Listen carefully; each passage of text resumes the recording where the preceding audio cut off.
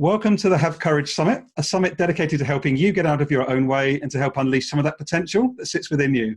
Today, I'm so grateful to welcome Traci Fenton, who is founder of World Blue, to the show. Hello, Traci.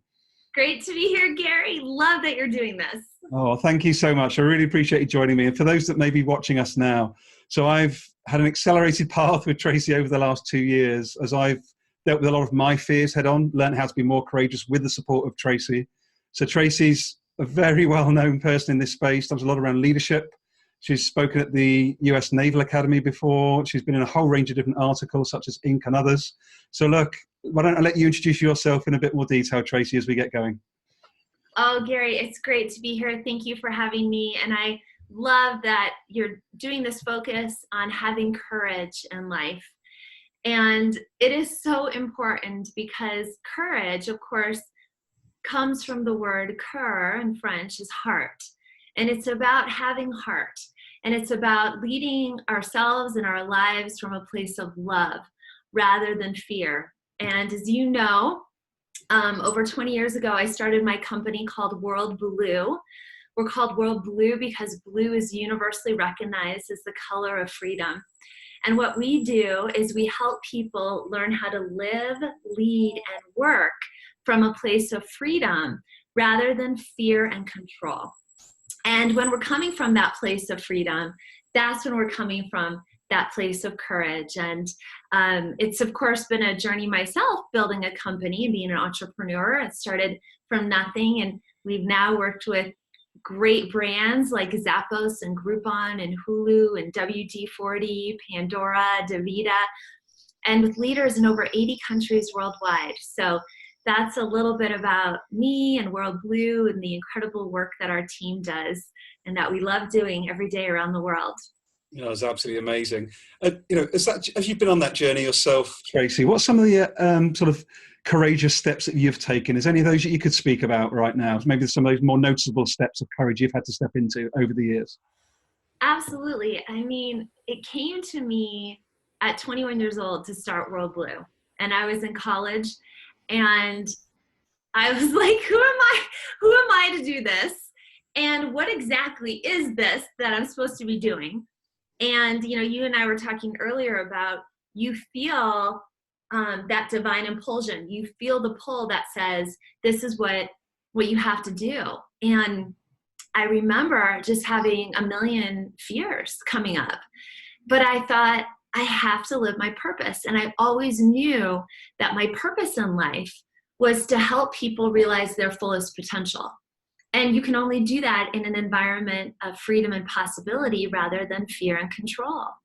And so I think one of the biggest lessons I've learned when it comes to living a life of courage is it starts with being clear about what your purpose is in your life. And when we're clear about our purpose, which is why we're here, not what we do, but our reason for existing, we get so focused on how we can live that purpose that it helps us overcome the fears that stop us from having courage. And so, for example, my purpose is to be the pure light of love, inspiring us to live lives of freedom rather than fear.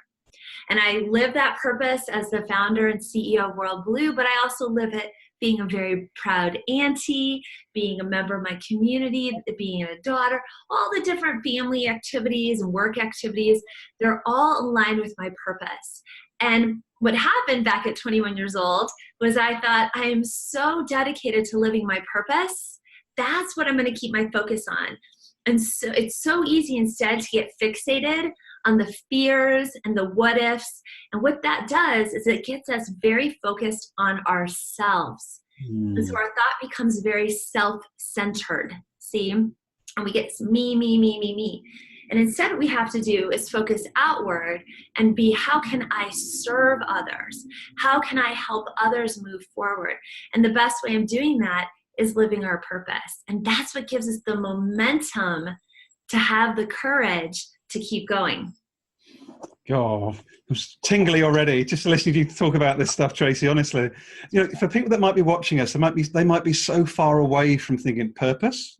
That's what you said. What right do I have to make a difference bigger than myself. You know, I just clean, you know, the toilets at my local hospital, or I maybe just work in a bakery down the road. What would you say to those people that maybe don't think, you know, purpose is for them?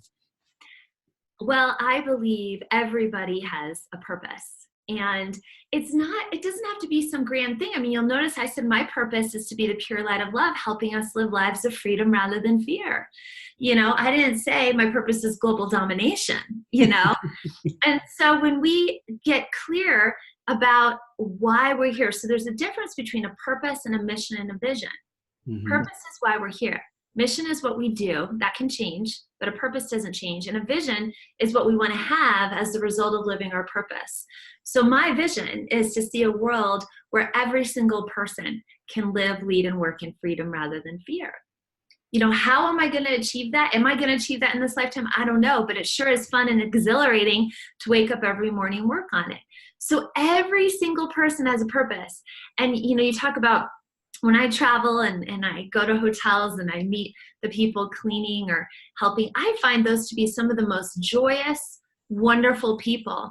And I think when you talk with them, a lot of people, it doesn't matter what your job is or your position or how much money you make. You know, when I talk with those people at the hotel, I love it because they're filled with joy. They know what their purpose is, and their purpose isn't, I'm going to go clean the toilet. You know, I remember one guy I met and he said, my purpose is to help people's dreams come true. And he was the guy helping me with my bags. And I said, oh my gosh, that's so cool. And he goes, teamwork makes the dream work. And I was like, that's right. So we all have a purpose. And I encourage your viewers to take time to sit down and go, why am I here? What am I here to do? What would I be willing to take a bullet for? And I know, Gary, you and I did work on that too, about you finding your purpose. You did. Yeah. You did, and I'll happily share that. But I think I just want to go back and just qualify something as well. You did it beautifully. I just really want to be really crystal clear, people like watching this. My comment was not because I feel that those jobs are not as worthy. It's that people feel that they tend to be less worthy seen by society, and as such, they drop themselves into a lower center of thinking. And I love what you did there, because there's a RNLI, the Royal National Lifeboat Institute in the UK. And a very similar story. There's a guy that worked there, Traci, who was cleaning the toilets. And when asked what his job was, he said he contributed to helping save lives at sea, because that's the job that he was doing. Absolutely. Absolutely. No, I love that you brought this point out. It does not matter. Nothing matters but how much money you make, what your job is, whatever. What matters is, are you living your purpose?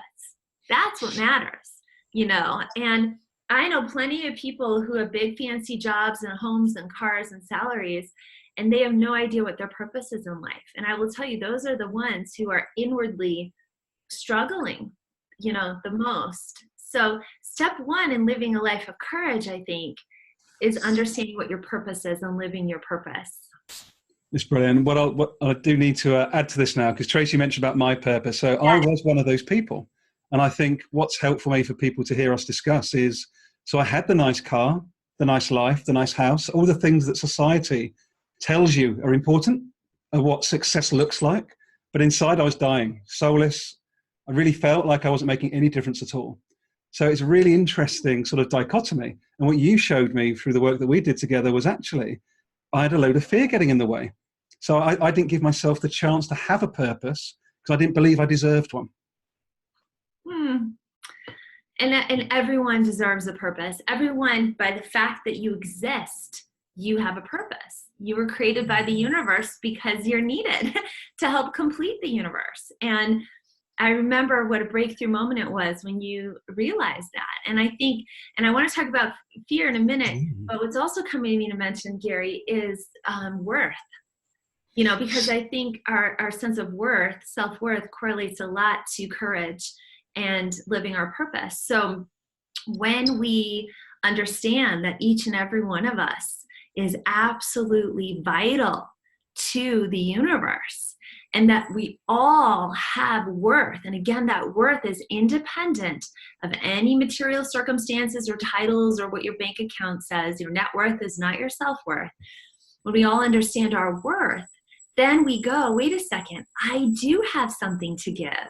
And therefore, I have to have the courage to move forward and give that gift. And that gift might be in that moment, walking on the street and seeing a person looking sad and just giving them a friendly smile. It's a moment by moment thing. I mean, if you're so focused on how do I get to the top of the summit and you're, tramping over everyone in the way, forget it. Along the way, I'd rather forget it, right? But it's the moment by moment living of our purpose, claiming our worth, and living from that heart-centered place with that courage. And that's when we see really incredible transformations in our lives and in the world around us. It's amazing. Absolutely amazing. So let's speak a little bit about the fear bit now, because I think that's going to be really interesting for the people that are watching us right now, Traci. So when did you first become aware that fear was this barrier to so many people living their purpose? Where did that show up for you? That's a great question. Well, the turning point came for me when it was a couple different things.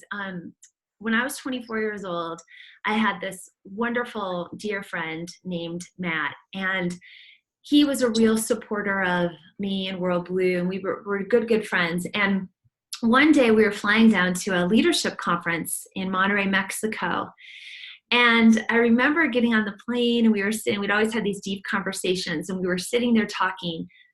And he looked at me and he said, I gotta tell you something. I'm like, what? And he said, I'm really working on not being afraid of anything. And I look at him and I'm like, not being afraid of anything. Like it had never crossed my mind to think about fear, like handling fear in our lives. It just, fear can be a very aggressive and overt, but fear is often very subtle. It can look like stress or anxiety. It can look like that push energy. It can look like feeling never good enough or dissatisfaction. It can look like anger. There's so many faces that fear wears, but at the root of it all is fear. And so when my friend Matt told me that he was working on not being afraid, that was, I think, the first moment where I was like, wow, like that's a thing that you can work on. And, fast forwarding through a lot of detail, and Gary, this story, my dear friend, about 6 months later, we were outside of a coffee shop talking, and he said to me and to the friends that I was with, he says, I think I'm at this place where I'm not afraid of anything anymore. He's like, I'm not even afraid of dying. And we all just kind of looked at him like, who are you? I mean, he was 28 years old. We're just, who are you? And sadly, he did end up passing away a week after that conversation. But I took a lot of comfort in knowing that he was continuing on in a very fearless way. But he opened up my thought to going, wow, maybe fear is something to look at. And shortly thereafter, I moved from the Midwest to Washington, D.C., and I was a full-time grad student, and I was running World Blue and doing a lot of different things. And I hit this point where I was like at breaking point, and I was just overwhelmed with everything on my plate. And, you're in your 20s, you're trying to figure your life out. Who am I? What do I, it's just everything, right? Quarter life crisis or whatever. And I ended up calling a spiritual mentor of mine and kind of spilled my heart out to her. And she listened and listened and listened. And at the end of my vomiting out all my problems, she said to me, she goes, Traci, she goes, what would you do if you weren't afraid? And I was like, what would I do if I weren't afraid? And at that moment, I realized how everything I was talking about was fear-based. And also simultaneously, I saw, I know exactly what I would do. I stopped doing this. I'd have this conversation. I'd move this forward. I'd do that. It was just like, boom, like it instantly left it off. And from that moment, now almost, 20 years ago, I started calling that question, what would you do if you weren't afraid, the power question. And because when we're in fear, we're not in our power. We're completely out of our power. But when we're thinking and acting and moving from a place of freedom and possibility, then we are in our power. And from there, I've taught the power question, and now the 5-step power question practice, as we call it, to hundreds, if not thousands of leaders all over the world, because it can shift your thinking in a moment when you're in fear. What would I do if I weren't afraid? Boom. And of course, I'm not talking here about the kind of fear that says, don't walk down the dark alley at night alone by yourself. I'm not talking about the fear that alerts us to stay out of danger. I'm talking about the fear that keeps us from living our full potential. And how do we overcome that? God, I really hope people are taking this on board. That one question can unlock so much. It can unlock so much. Oh, it's honestly, and for me. And I know for you, Gary, it has a lot. Huge amounts. And I think you don't always have to come from a place of low self-worth per se, but I think, but by having, you can be quite high worth, but this process still helps you get unstuck in your thinking. So it's just this beautiful approach to basically living that gets you out of your own way more often, I would say, Traci. Absolutely. And so when we think about how do we live a life of courage, to be able to live a life of courage, you have to know how to handle fear. And so often we turn to unhealthy ways of handling fear, right? So it's how do I escape the fear through alcohol or drugs or anything that dulls that pain of fear. And what I would encourage your viewers and those of you who are listening to do at the end of this is take a moment and just sit down and go, what's a challenge I'm facing right now? What's a conversation I need to have that I've been putting off? What's an opportunity that's before me that I feel uncertainty about? And then simply ask yourself, so what would I do if I weren't afraid? Would I go for that? Would I have the conversation? Of course, again, I want to say I'm not talking about reckless fearlessness, like I'd go tell my boss where to go. I'm not talking about that here. I'm talking about responsible fearlessness. But the power question is something I use pretty much every day. And I journal about it. And as you know, we teach courses on it and have workbooks on it, because what happens is when we start to notice how much fear is controlling our thinking, we start to become more alert to how much fear is controlling other people's thinking. So when you're a leader or at home or dealing with your children and you see people freaking out or they're angry or they feel stressed, instead of feeling judgmental or angry back at them or whatever, it is a perfect opportunity to have compassion and go, what are they afraid of? And to talk with them and say, maybe you don't say the word fear because sometimes that triggers people, but hey, what's concerning you right now? Okay, what would you do if you didn't have that fear and concern? And you just watch people and their faces just light up and you can see the weight just lift off their shoulders and they just are like, I know exactly what I would do, right? So, yeah. What I just love about this as well is, so I've actually used, since I learned the process from you a couple of years ago, so I've shared this, a couple of workbooks, I've gone through the process with other people. And to give one example for people that are watching our discussion, there's a colleague that I used to work with who had been stuck inside his head for 4 whole years because he's worried about someone had been put underneath him he had responsibility for. He was worried that person was going to take his job. He wasn't sure if he was good enough to be a manager. Instead of actually just stopping, getting present and going, hang on, is there a better way? He just wrapped himself up more and more and more and more in his thinking until he almost went bang. And this process, literally within 60 minutes, Traci, this guy just went, doo, doo, doo, doo, doo. Everything dissolved, and he just went, oh my God. And this was the best bit. He said, it's not that you actually told me anything. You just created the space for me to stop, for me to hear my own thinking, and then to move forward. Absolutely. I love that, Gary. I love it. And it's just such a deeply transformational experience, and it lifts the load off. And that load of fear is what keeps us from having courage, from living authentically, from being our best selves, from living in an unlimited way. That's what courage is all about. And the world needs people who have courage, who have moral courage, who have the courage to do the right thing, who have the courage to live their purpose. But again, if we're not handling that fear, We can't. So this simple tool, the power question, what would I do if I weren't afraid? Again, it's helped me grow my business. It's helped me make huge decisions, and it's helped me make little tiny small decisions day in and day out that have just, boy, lifted the load off of me as well. So that's brilliant. If someone's watching us now and thinking, okay, I get it. Okay, if I had more of a purpose, that could be my North Star, and then I can deal with my fears. Is there a process, or is it just someone going through? Do they have to find their purpose first, or can they deal with their fears first, and maybe they'll find their purpose afterwards? So is there any sort of tips or tricks you may have for someone just to try and sort of move into that sort of way of living somehow? Well, I think everything comes back to self-knowledge and self-reflection.